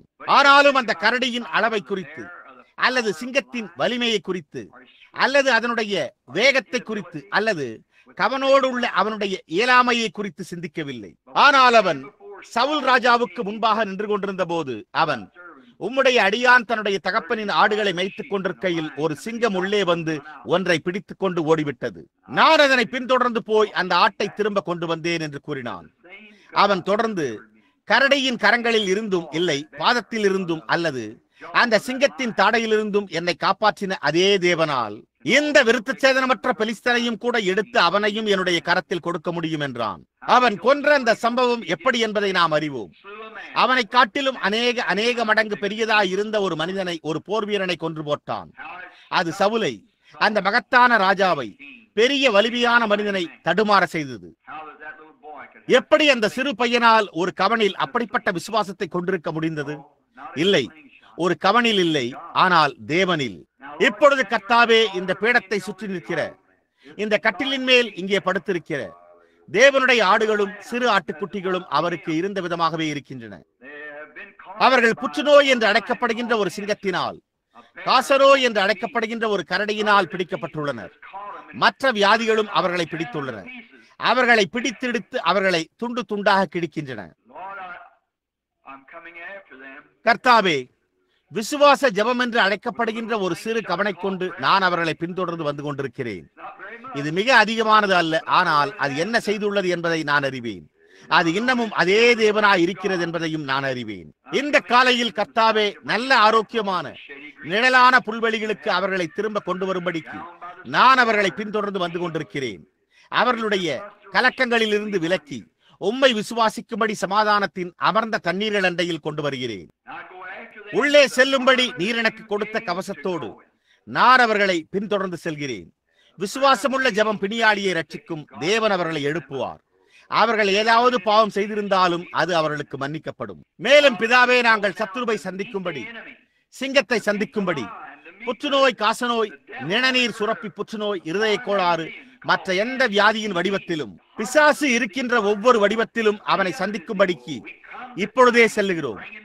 நாங்கள் இந்த ஆட்டுக்குட்டியை கண்டறிந்து அதை மீண்டும் தேவனுடைய வீட்டிற்கு திருப்பி கொண்டு வர வந்திருக்கிறோம். நீர் எங்களுக்கு அளித்துள்ள இந்த கவனை உபயோகிக்கும்படி இயேசு கிறிஸ்துவின் நாமத்தில் நாங்கள் செல்கிறோம். பிதாவே, நாங்கள் இப்பொழுது பயபக்தியுடன் உம்மை இயேசுவின் நாமத்தில் அணுகையில் எங்களோடு இரும். நீங்கள் தொடர்ந்து உங்களுடைய தலைகளை தாழ்த்தி இருக்க வேண்டும் என்று நான் விரும்புகிறேன். நாங்கள் எண்ணெய் பூசி வியாதியஸ்தர் மேல் கைகளை வைக்கும்படி வந்து கொண்டிருக்கிறோம். விசுவாசமுள்ள ஜெபம் பிணியாளியை ரட்சிக்கும். எங்குள்ள ஒவ்வொரு கிறிஸ்தவனும் உங்களுடைய விசுவாசத்தை இந்த ஜெப வரிசையில் வைக்கவும்.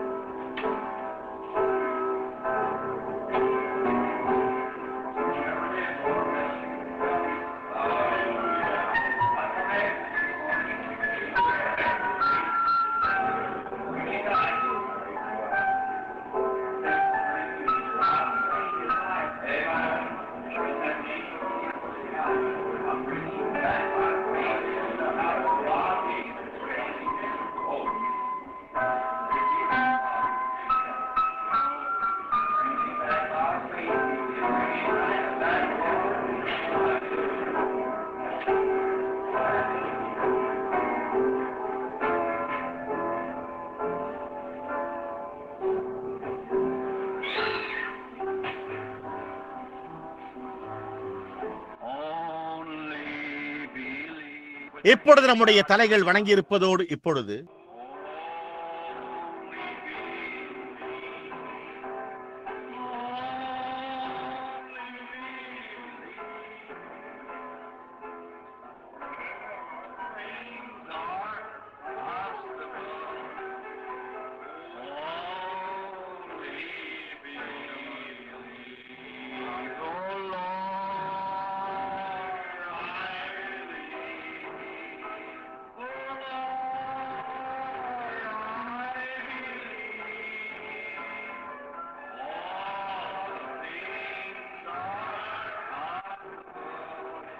இப்பொழுது நாம் நம்முடைய கரங்களை உயர்த்துவோமாக.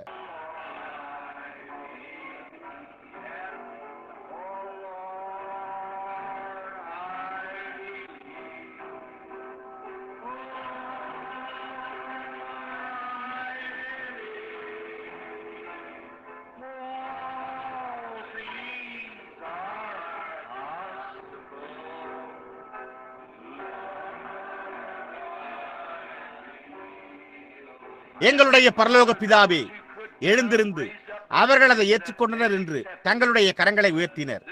கட்டிலின் மேல் படுத்துக் கொண்டிருந்த இந்த சகோதரன் அவருடைய சுகமளித்தலை அவர் ஏற்றுக்கொண்டார் என்பதை காண்பிக்கும்படி எழுந்து விட்டார். கர்த்தாவே, அவர்கள் சமாதானமாக நிழலுள்ள புல்வெளிகளுக்கும் பக்கத்தில் உள்ள அமைதியான தண்ணீரண்டைக்கும் இயேசுவின் நாமத்தினூடாக மீண்டும் சுகமாய் இருக்கும்படி நடந்து வருகிறார்கள் என்று நாங்கள் விசுவாசிக்கிறோம்.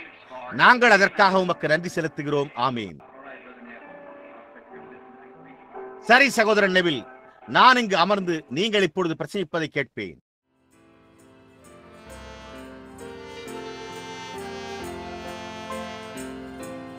There is a river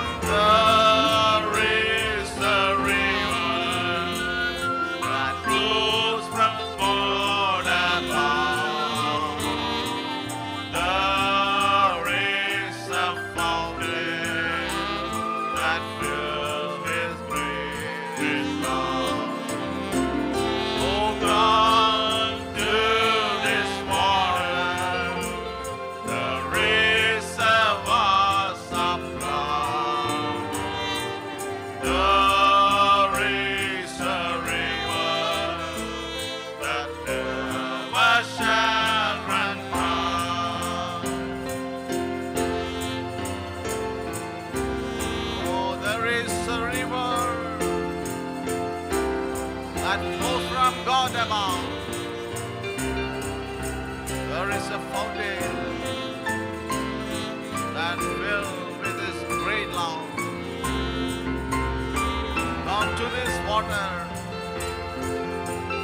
There is a water.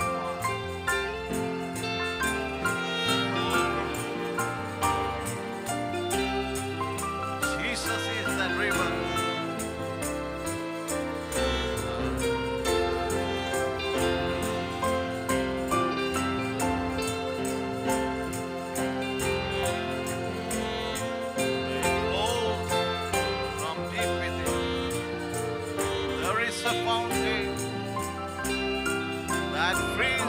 Soul from sin.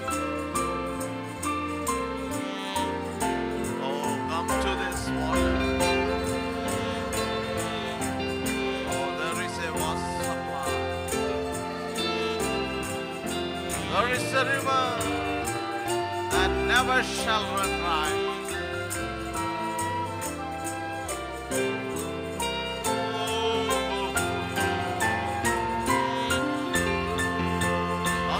நதி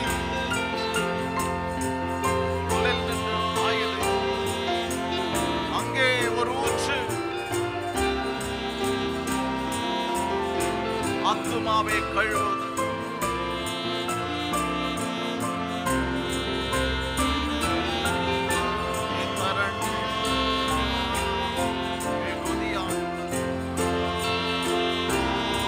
ஓ இயேசுவே என் நதி.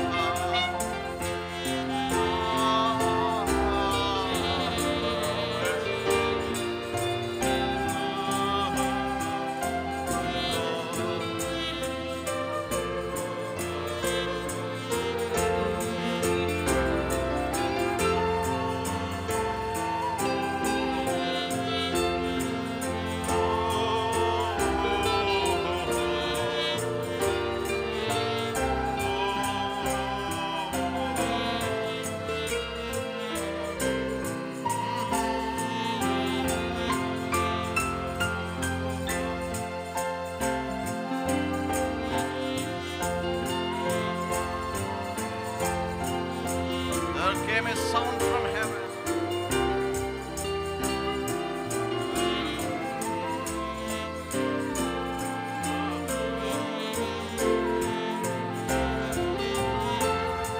As rushing mighty wind, it filled their heart.